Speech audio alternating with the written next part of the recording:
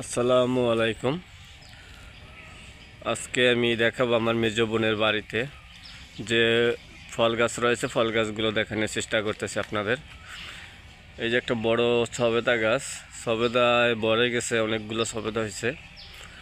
আর সবেদাগুলো এখন ছোট ছোট, অবশ্য পাকে নেই, ছোট্ট সবে মাত্র। এছাড়াও রয়েছে আম গাছ, কারণ এই আম গাছগুলো রাজশাহী থেকে এনে লাগানো হয়েছে। এখানে অনেকগুলো আম গাছ রয়েছে, আম গাছ, পেয়ারা গাছ, পুকুরের চারপাশে গাছে ভরা, প্রচুর ফল গাছ রয়েছে। যে গাছগুলো প্রত্যেকটাই ফল ধরছে এখন, কারণ এগুলো অনেক কয়েক বছর হয়ে গেছে, 3-4 বছর হয়েছে প্রায় বয়স।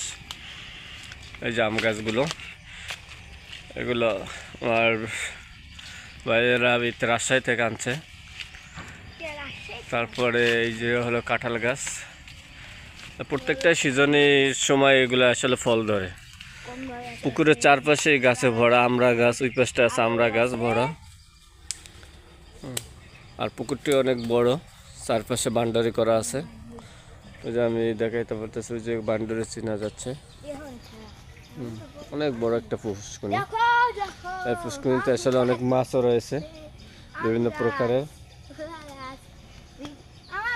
এটার ভিতরে বেশি আছে পাঙ্গাস মাছ, তেলাপিয়া, রুই, কাতল, এছাড়াও দেশীয় মাছ রয়েছে পুকুরে। আর এটা হলো ধুলিয়া ইউনিয়ন।